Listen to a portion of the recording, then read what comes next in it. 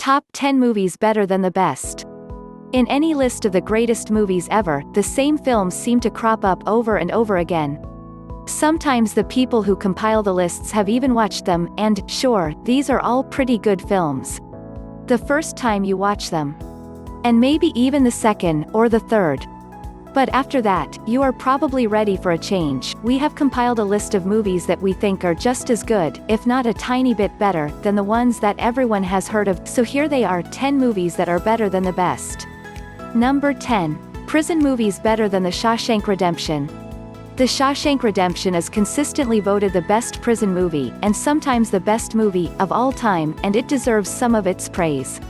Tim Robbins as the wrongfully convicted wife killer who is determined to get free, and Morgan Freeman as the jaded old-timer who learns to live again. It is heartwarming, which is fine, if you like your prison flicks with added goopiness. An edgier breakout movie is the 1960 movie Le Trou, The Hole, a French-language escape flick, in which 4 cellmates spend the entire movie digging a tunnel and wondering whether the other 3 can be trusted not to rat on them. Spoiler alert, this is not a heartwarming movie. If you prefer something more modern, you might try Snowpiercer. Set in the near future after a climate change disaster, the last people on Earth are on a huge train, the Snowpiercer.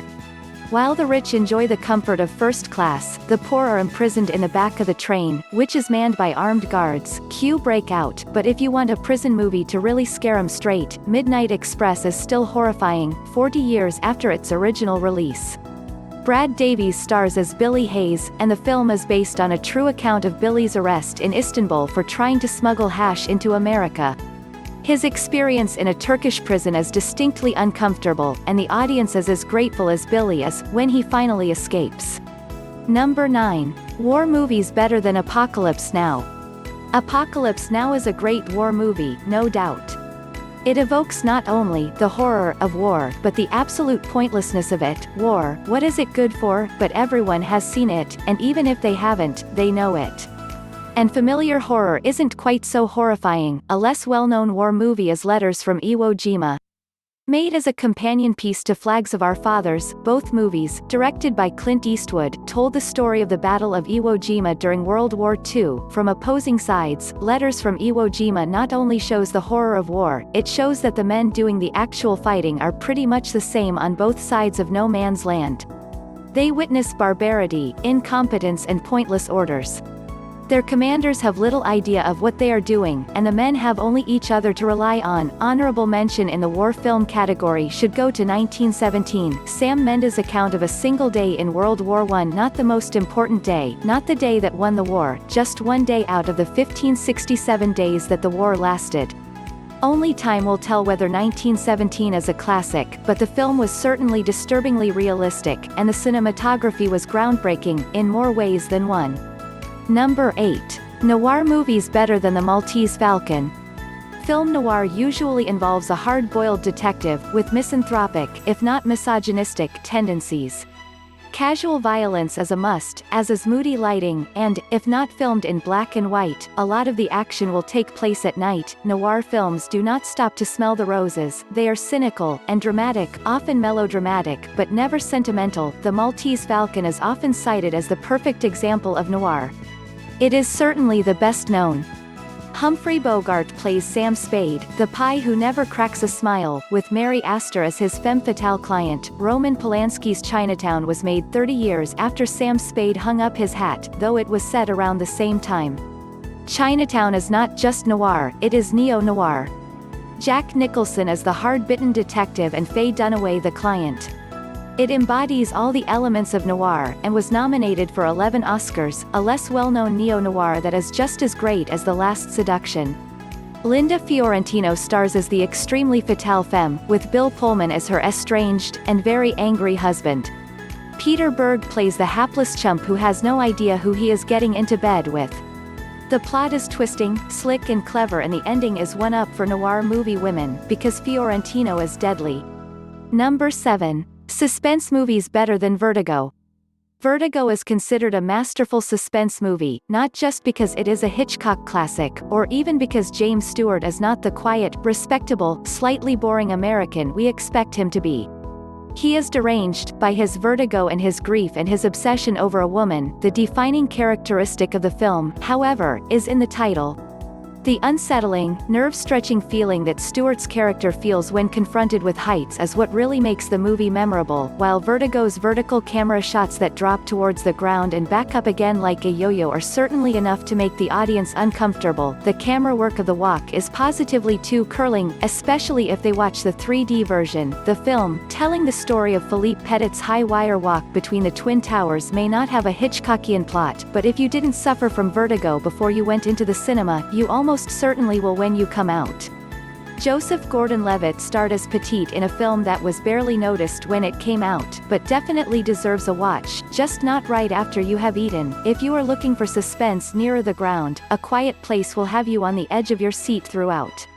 Often billed as a horror, the film is a marvel for generating terror out of silence.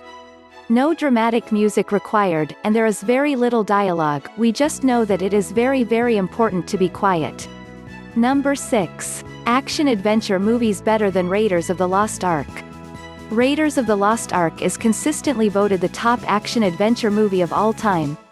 It certainly seems to have a lot going for it. Not only was it nominated for a Best Picture Oscar, quite a feat for an action movie, it also made a ton of money for Steven Spielberg and Paramount Pictures, no doubt because of its explosive action scenes, exotic locations, and sharp comedy, and, of course, it had a man with a whip. What could be better than that? Well, Kung Fu Hustle, for a start.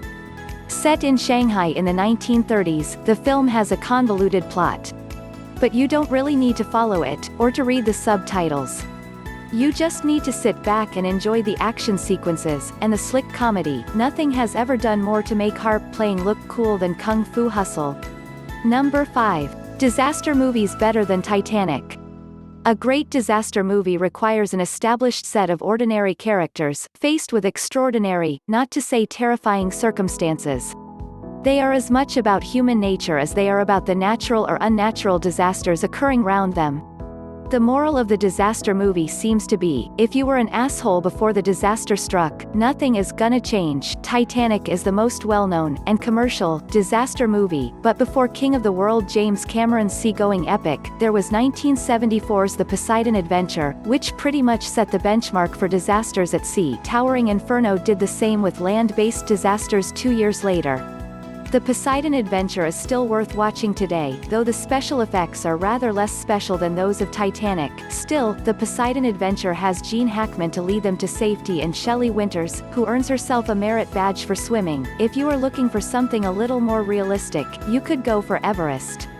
Released in 2015, it told the story of the 1996 disaster on Everest, which had been the worst on record, until, ironically, 2015, when an earthquake caused an avalanche on the mountain at the height of climbing season. The movie told the true story of 2 commercial climbing expeditions who led teams of climbers to the summit, only to be overtaken by a sudden and extremely fierce blizzard, one of the worst on record, which for Nepal is saying something. Unfortunately, unlike in the Poseidon Adventure, in the real-life disaster the good guys did not always make it through.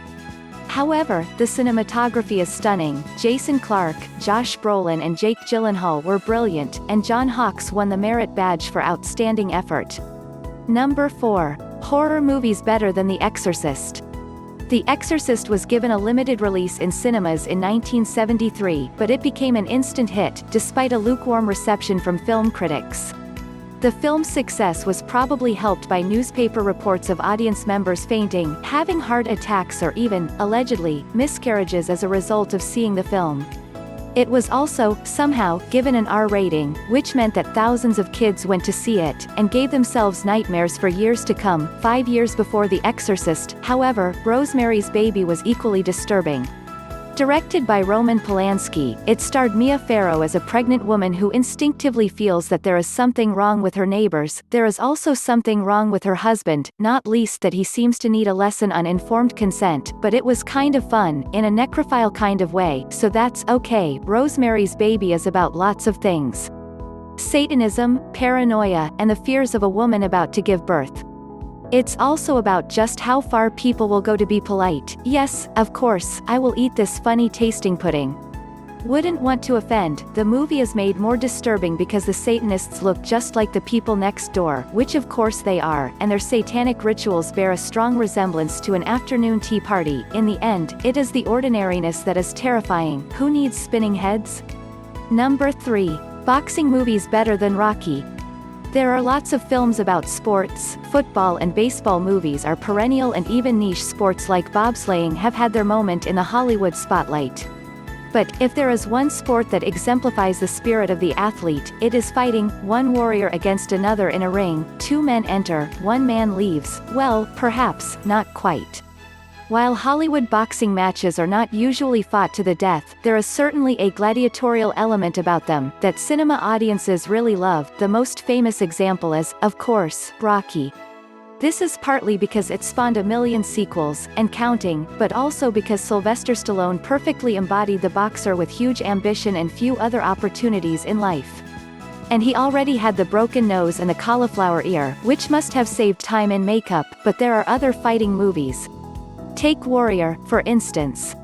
Not boxing, exactly, but kickboxing. Warrior is the story of two brothers, Tom Hardy and Joel Edgerton, and their alcoholic father, Nick Nolte. Hardy is a former Marine, while Edgerton is a struggling high school teacher. Both could really use the $5 million purse for the winner of a mixed martial arts tournament. Both men decide to enter, and it is only a matter of time before they have to face each other in the ring. If you prefer to stick with the Marquis of Queensberry rules and traditional boxing, however, Million Dollar Baby has it all. Directed by Clint Eastwood, who also takes a turn as the irascible trainer, the movie stars Hilary Swank as the boxer. Same grit, same determination, same sweat as Rocky, but, yes, Hilary Swank is, indeed, a woman. Million Dollar Baby may not have the triumphant ending of Rocky, but it's a great film, nonetheless, about courage, grit and the fulfillment of dreams. Number 2. Western movies better than The Searchers. The Searchers is said to be a triumph, both for its director, John Huston, and its star, John Wayne. The story of a Civil War veteran who returns home from the war, and shortly after finds his wife and child dead, and his nieces abducted by Comanches. It is a pretty brutal movie, and the body count is high, but the critical reception for the movie was good at the time, and its reputation has kept on growing. One-Eyed Jacks, on the other hand, has an undeservedly small reputation. The only movie ever directed by Marlon Brando, who also starred, it is the story of three bank robbers, one of whom makes off with all the loot, and another who runs away, leaving Brando to get caught. After 5 years of jail, Brando does a little searching of his own. The film received mixed reviews at the time, but, like The Searchers, its reputation has grown. If you like your westerns just a little less brutal, however, you could try Dead Man. Directed by Jim Jarmusch and starring a young Johnny Depp in the title role and Gary Farmer as nobody, Dead Man is a slow walk-through of a western. It has a hypnotic, dreamlike quality to it, and Gary Farmer very nearly steals the show. Number 1. Crime movies better than The Godfather. The Godfather, or to be more precise, The Godfather 2, is considered to be the ultimate crime movie. The Godfather films have the sprawling feel of an epic, with the brutality you'd expect from a gangster flick, but, let's be honest, they are very, very long. If you don't have 2 hours and 55 minutes to spare, you might want to consider Gomorrah or Gomorrah. Still a mafia movie, Gomorrah is the story of the Camorra in Naples.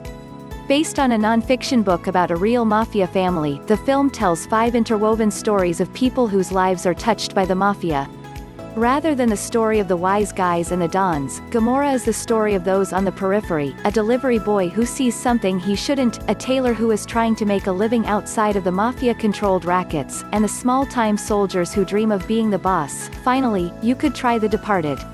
With a cast of heavyweight actors that includes Leonardo DiCaprio, Jack Nicholson and Matt Damon, it is loosely based on the story of the Boston Irish crime boss Whitey Bulger, a corrupt FBI agent and 2 undercover infiltrators who get in each other's way. The film was both a commercial and critical success, and won 4 Oscars, including Best Picture. Jack Nicholson is at his chilling best as the crime boss with nothing to lose who knows we are all on our way out.